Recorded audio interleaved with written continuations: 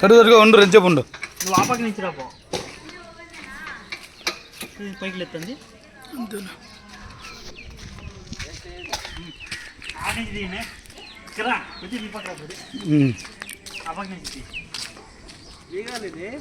ముందుగా చూడు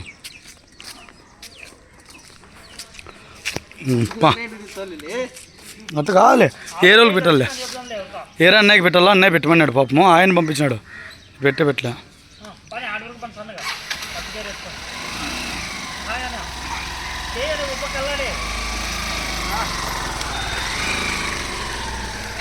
మంచిగా కటింగ్ చేస్తా